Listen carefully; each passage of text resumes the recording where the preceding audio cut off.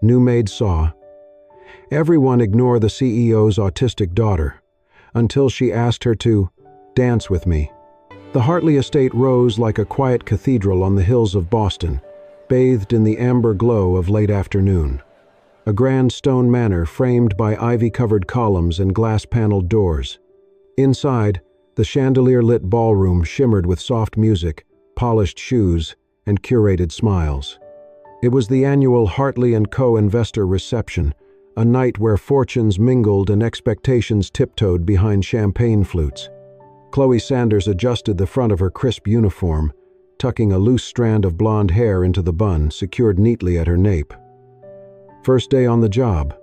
The agency had said, private estate function, but nothing had prepared her for this.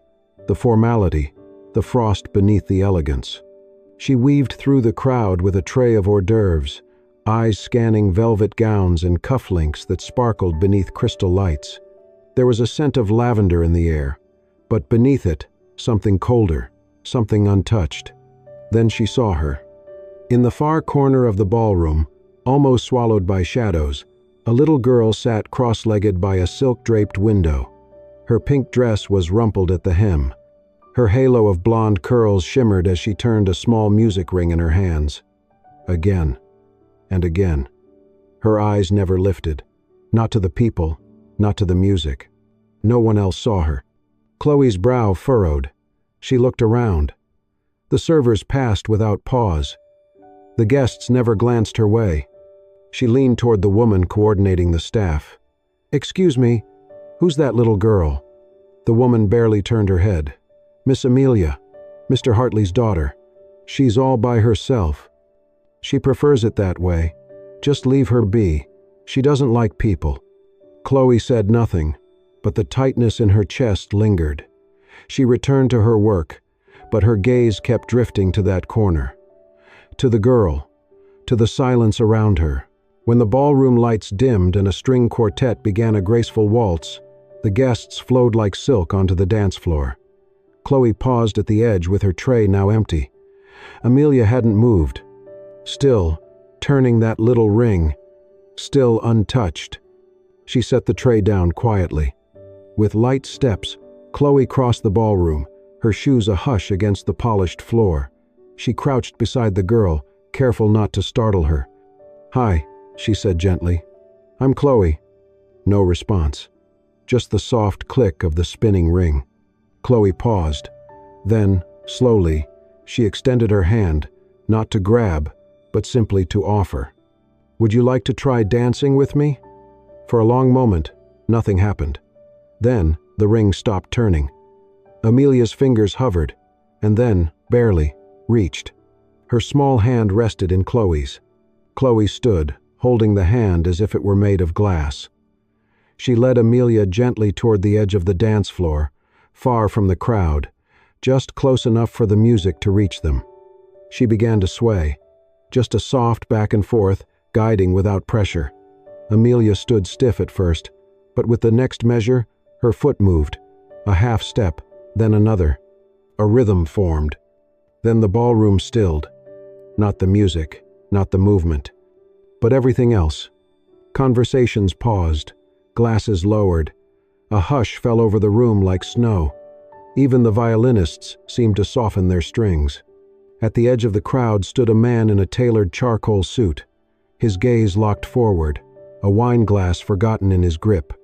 Liam Hartley, CEO, widower, father. He didn't blink. His daughter, who hadn't let anyone near her in years, was holding hands with a stranger and dancing. His knuckles whitened around the glass, his jaw flexed, his face unreadable. Grief, awe, fear. Across the floor, the girl in pink turned beneath Chloe's steady hand. And for the first time that evening, Amelia smiled. Faint, fleeting, real. The music carried on, but another melody, quieter, more fragile, had begun to rise. A language of rhythm and trust whispered into the space between them. Where silence had lived for too long, something had just stepped in. Something like hope. The guests had long since departed, the music faded, and the ballroom was quiet once more, Empty glasses were gathered, crumbs swept away, the chandeliers now dimmed to a soft glow. Chloe walked back into the kitchen, heart still fluttering from the moment on the dance floor. She half expected someone to scold her for crossing a line. Instead, the butler, an older man with a kind but formal air, glanced up and gave her a small, surprising smile. "You're the first one to make her smile," he said simply. Chloe blinked. I'm sorry if I stepped out of line." He shook his head. "You stepped in, Miss Sanders, where most people walk around her." Chloe looked down at her hands, still remembering the tiny warmth of Amelia's fingers. "Does she ever talk?" she asked quietly. "Not in years," the butler said. "Amelia's been different since birth. Diagnosed early. Sound and rhythm seem to calm her. She doesn't do well with loud voices or touch. Most just avoid her." There was no judgment in his tone, just quiet sadness, as if he'd lived among these silences too long. Later that evening, as Chloe was gathering her things to leave, a voice stopped her. "I'd like you to stay." She turned. Liam Hartley stood at the hallway's edge, shirt sleeves rolled, jacket over one arm. His face unreadable, his voice steady. "Sir?" Chloe asked. "You handled her with care," he said. "Most people treat her like a problem to be solved. You didn't. That means something." Chloe hesitated. "I didn't do anything special."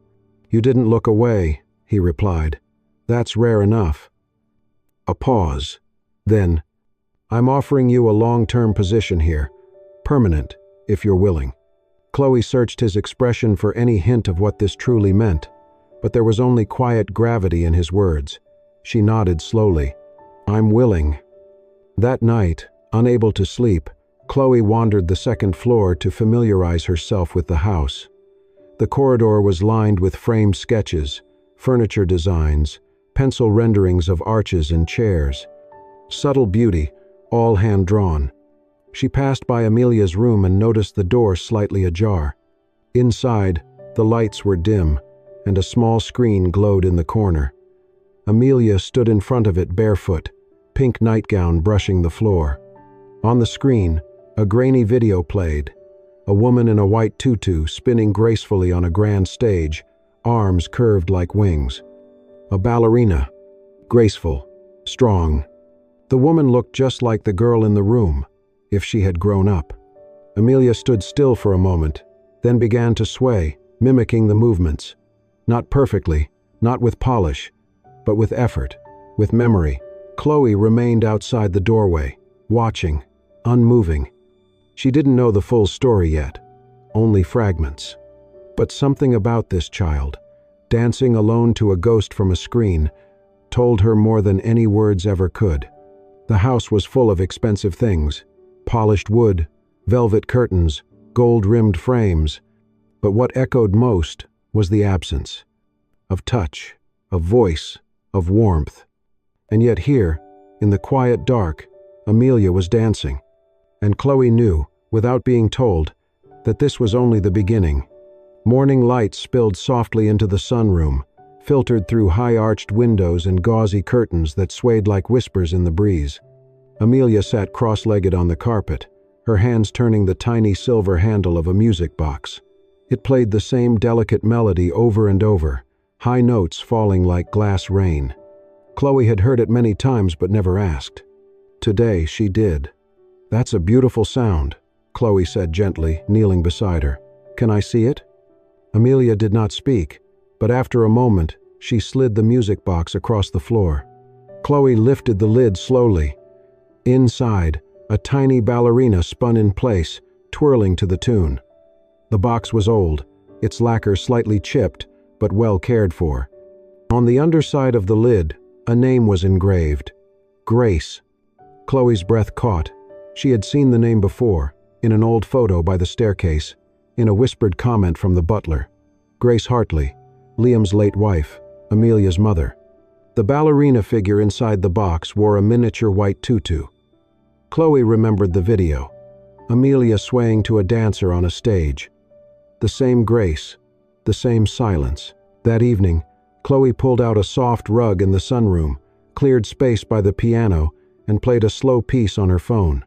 She knelt and tapped her fingers lightly on the floor, 1 to 2, 1, 2, 3. Amelia watched, still as stone. Then, slowly, her foot moved, a light tap in rhythm.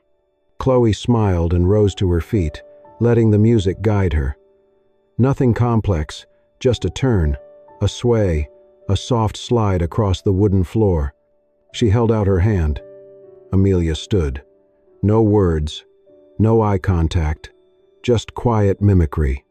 Step by step, she mirrored Chloe's movement, clumsy, halting, but precise. Like her brain translated rhythm more clearly than speech. From that day on, they danced a little every afternoon. Chloe used movement to speak. A wave for hello, a tap for stop, a twirl for joy. Amelia responded in kind, building a language without words. A world made of motion and music. It was in this rhythm that Chloe began to understand the child's grief, not as silence, but as memory, as something living. One cloudy afternoon, Chloe passed the laundry room and overheard two maids folding linens. "She's dancing again," one of them whispered. "Who?" "Amelia, with the new girl." The second woman lowered her voice. "He won't like that." "Who? Mr. Hartley? He forbade anyone from playing ballet music in the house. After the accident, he said it was over, said it destroyed everything." Chloe felt a shiver crawl up her spine.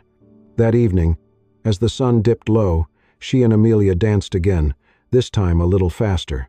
Amelia let out a breathy sound, almost a laugh. Chloe turned, twirling gently, letting the girl lead. And then the door opened. Liam stood at the threshold. He didn't speak, his eyes locked on the sight of his daughter spinning. Chloe halted mid-step. Amelia didn't notice. She kept moving, softly, her pink dress brushing her knees, the music box melody echoing from a speaker nearby. Liam's jaw tensed. He took a step forward, then another. "I told the staff," he started, his voice tight, sharp. "I told them not to. Bring that back into this house." Chloe froze, heart pounding. "I'm sorry," she said quietly. She responded to it. "I wasn't trying to." But Liam was already turning away, his shoulders rigid, his voice low. "It doesn't belong here anymore."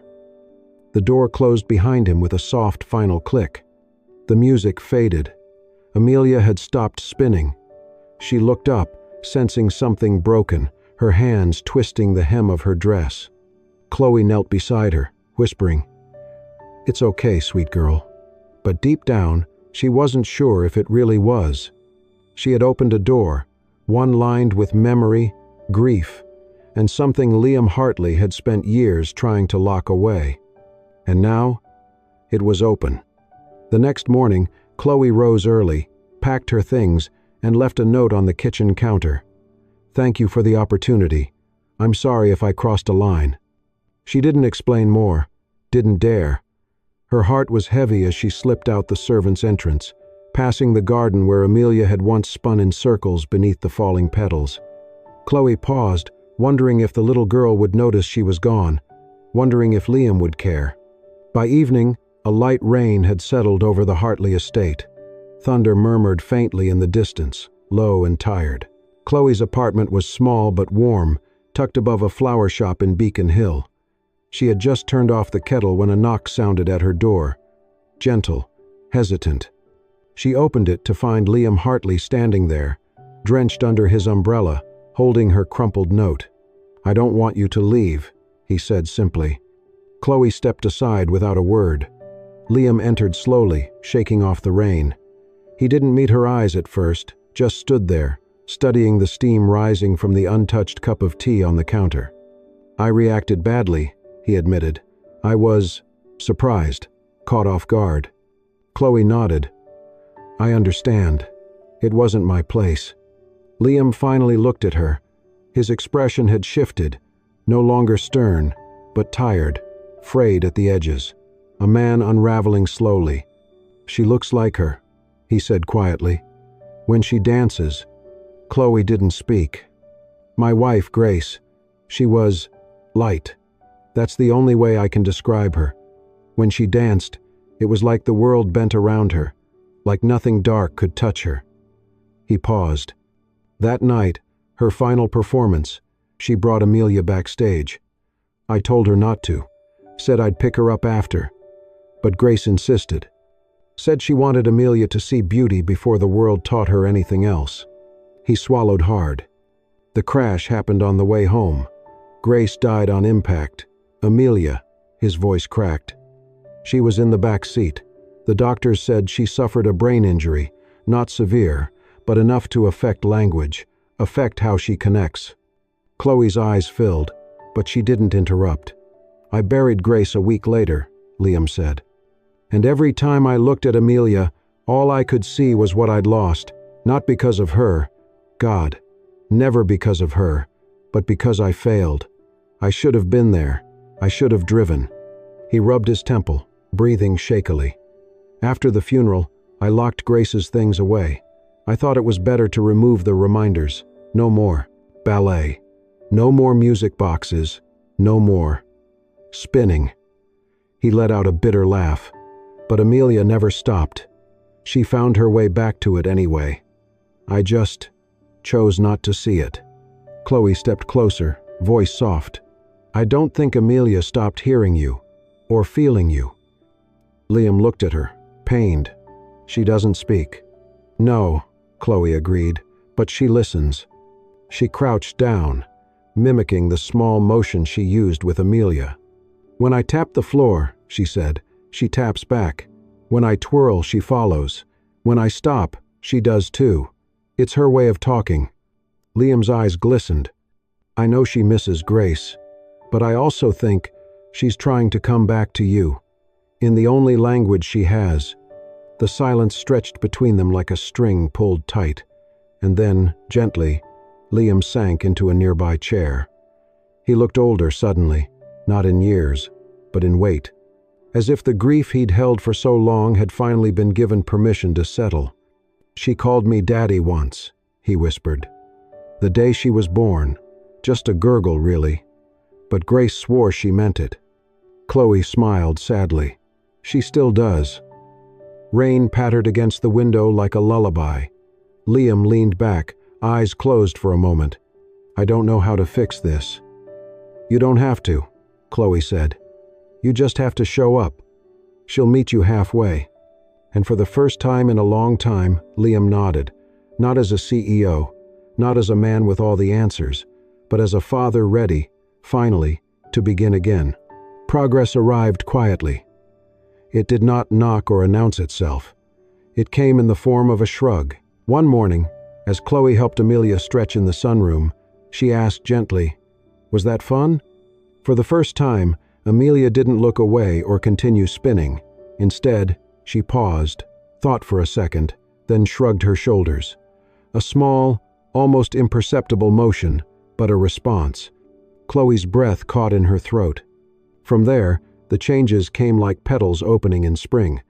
Amelia began choosing songs, soft piano pieces, lullabies, even a delicate violin duet she insisted on playing every afternoon. Sometimes, she would walk over and tug gently on Chloe's sleeve, eyes steady but silent. It meant, "Let's dance." She still didn't speak, still avoided most touches and eyes. But in those quiet rehearsals, she became something else, graceful, focused, almost luminous. One rainy afternoon, while searching for clean linens in the storage room, Chloe came across a dusty trunk. Inside, carefully folded in tissue paper, were the worn but still beautiful ballet slippers of Grace Hartley, faded satin, hand-stitched initials. Chloe held them like relics, unsure whether to be heartbroken or honored. She brought them to Amelia without a word. The little girl ran her fingers over the ribbons, then clutched the shoes to her chest like something sacred. She didn't let go of them for the rest of the day. That evening, Chloe approached Liam in his study. The fireplace flickered low, casting soft gold along the spines of his architecture books. "There's something I'd like to ask," she said, hesitating in the doorway. Liam looked up, eyebrows raised. "I'd like to organize a small performance, just for her," Chloe added. "Just a few people. The greenhouse would be perfect. It has space, light, and she feels safe there." Liam didn't answer right away. His fingers tapped lightly against his glass of scotch. "She's never performed for anyone," he murmured. "Not even me." Chloe nodded. "But she's ready. And I think she wants you to see—" A long pause. Then Liam nodded once. "All right." 3 days later, the greenhouse glowed in the late afternoon light. Lanterns hung from the ceiling beams, casting soft halos across the floor. The garden beyond swayed gently in the breeze. It smelled faintly of rosemary and fresh soil. Only a handful of people were invited: Mrs. Alden, the butler, the gardener, and Liam. Chloe kept it intimate, respectful of Amelia's world. The music started. Light, familiar. Chloe stood off to the side, watching, holding her breath. Amelia stepped into the center wearing a simple white dress and her mother's ballet slippers. Her movements were slow at first, deliberate. She spun once, arms lifting in a practiced arc, then paused. Her eyes scanned the small audience and landed on Liam. He was seated in the back, hands clasped, jaw tight. He had not moved since she entered, but something in his posture shifted as Amelia's gaze met his. Then, without prompting, without hesitation, Amelia opened her mouth. Her voice was soft but clear. "Daddy, watch me." The room froze. Liam's hand slowly lifted to his mouth. His eyes brimmed with disbelief. Mrs. Alden let out a gasp. Even the gardener took off his hat, lowering it to his chest. Chloe felt the sting of tears. Amelia did not wait for the world to catch up. She turned, arms outstretched, and began to move again, more freely now, as if speaking had broken something open inside her. Each step was music. Each twirl, a story. When the song ended, the silence held. Then Liam stood. He did not speak. He only walked to the center of the floor and knelt, arms open. Amelia hesitated for a single beat, then ran to him, pressing her face into his chest. He held her tightly, as if he'd just found something lost long ago. From the edge of the greenhouse, Chloe watched. The first drop had fallen, and it would not be the last. The day after the greenhouse performance, the air in the Hartley household felt different, warmer, lighter, as if some unseen curtain had finally lifted. Liam had not spoken much that evening, but when he carried Amelia inside, he held her close, with a quietness that said more than words. From that moment, he began to appear more often, not just in the periphery, but beside them. He stood at the doorway during Amelia's morning stretches, watched silently as Chloe helped her balance. Some days, he joined, clumsy at first, uncertain where to place his hands, how to move, but Amelia didn't mind. She would reach out, guide him, giggle once when he tripped on his own foot.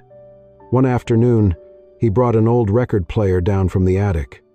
"She used to dance to this," he murmured, setting it up in the sunroom. The soft crackle of vinyl filled the space, and Chloe watched as Liam sat cross-legged on the floor beside his daughter, letting the music settle into his bones. The man she had once thought cold and distant was slowly becoming someone else, someone whose silences meant thought, not dismissal. Someone whose hands, though large and work-worn, could move with gentleness.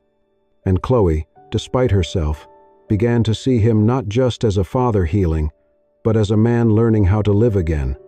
One late afternoon, rain tapped gently against the windows. Chloe had just gathered her things, coat in hand, ready to head home. She turned the corner into the hallway and stopped short. Liam was standing there, holding a record sleeve in one hand, his other tucked nervously into his pocket. He looked up, startled by her presence. "You leaving?" She nodded. "Just about to."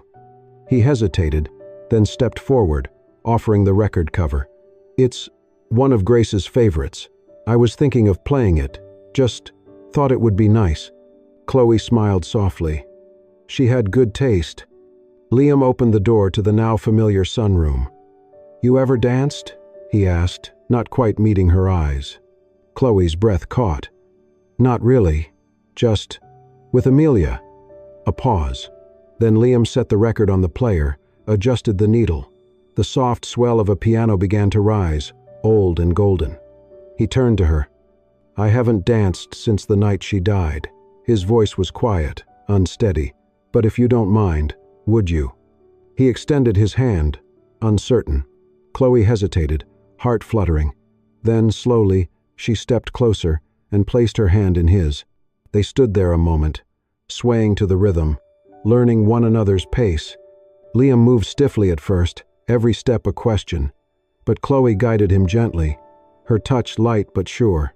The room felt suspended, time folding in on itself, rain blurring the world outside into soft watercolor.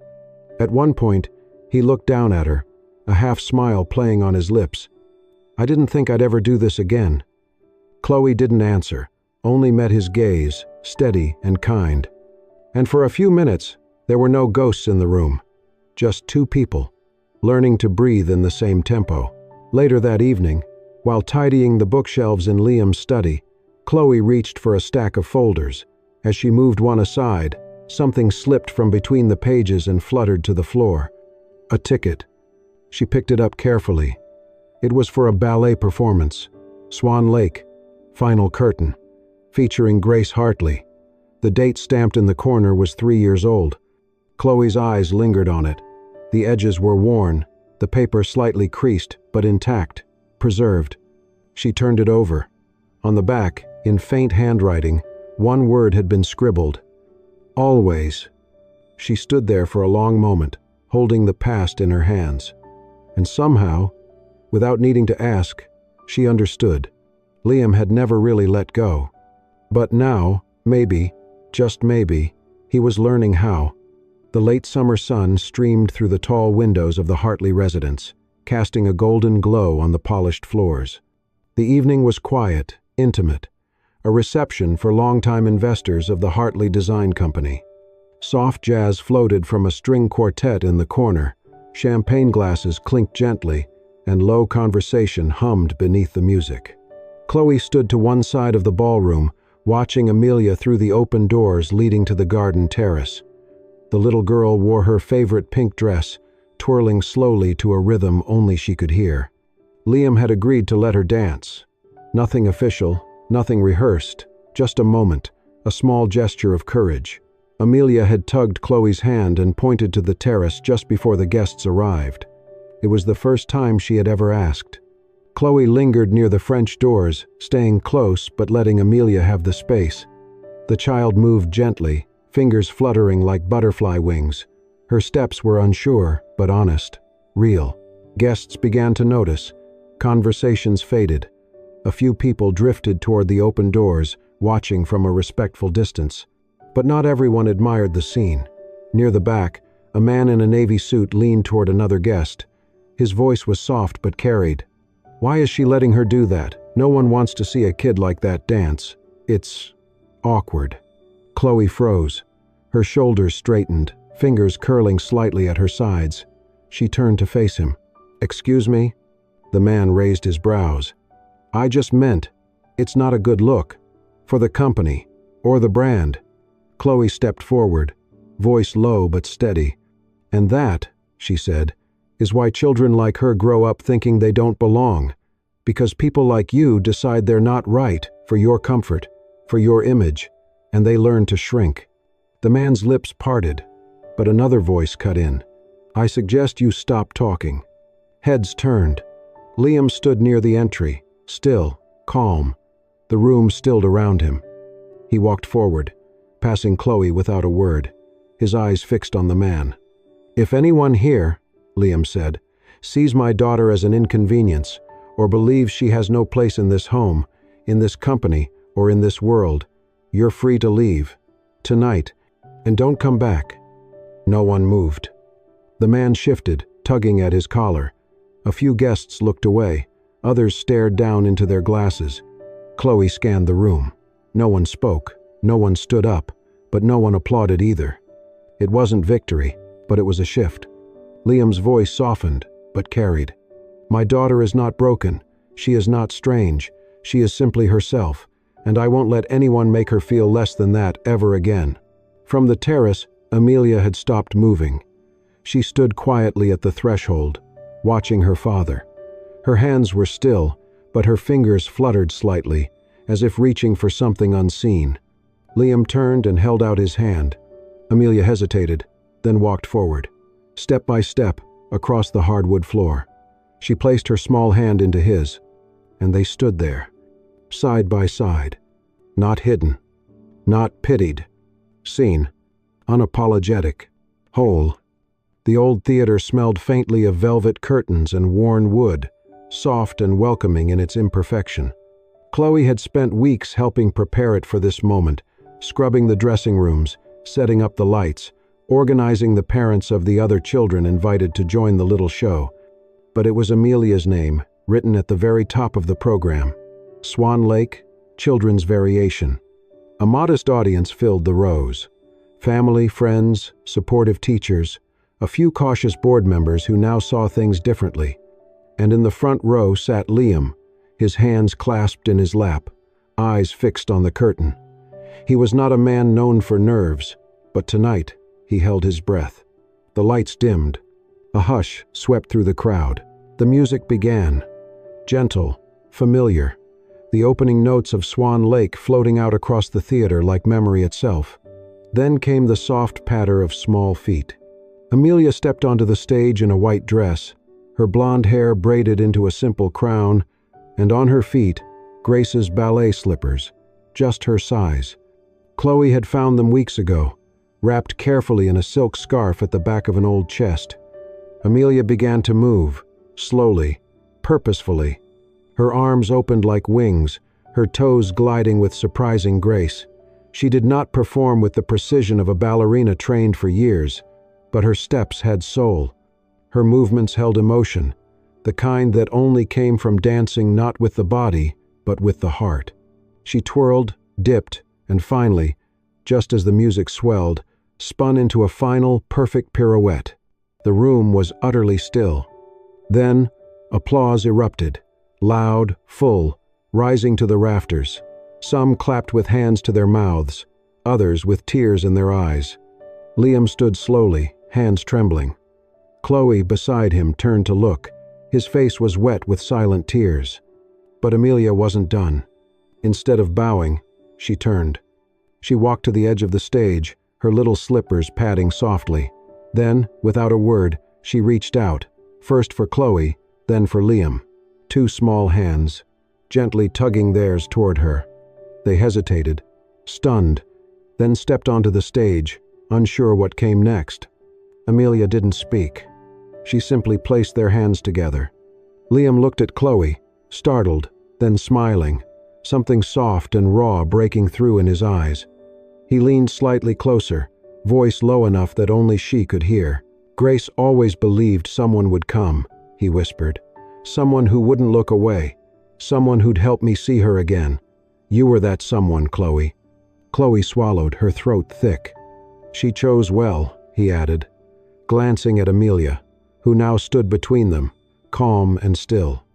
The spotlight held there, on the three of them, hand in hand, the applause swelling once more like waves. A few weeks later, Chloe accepted Liam's offer to become Amelia's full-time tutor and companion. Not just a job, but a bond, something lasting. Liam went one step further, announcing a new scholarship fund in Grace's name, dedicated to supporting neurodivergent children in the arts. "Because every child deserves a stage," he said at the press conference, "and someone who believes they belong on it." Amelia, in her pink dress, stood beside him that day, and Chloe, just behind, watching, eyes warm, heart full. Not every family is born. Some are built, step by step, note by note, dance by dance. And under the theater lights, one such family found its way home. Thank you for joining us on this emotional journey, a story not just about loss and healing, but about the quiet power of being seen and the courage it takes to reach across silence with compassion. If this story touched your heart, helped you see the world a little softer, or reminded you of the strength love can hold, even in its most fragile forms, please consider subscribing to our channel. And if you want to help us keep sharing more stories like this, stories that stir the soul and light the dark, hit that hype button and support soul-stirring stories. Because sometimes, one story is all it takes to bring a little more light into someone's world. See you in the next story.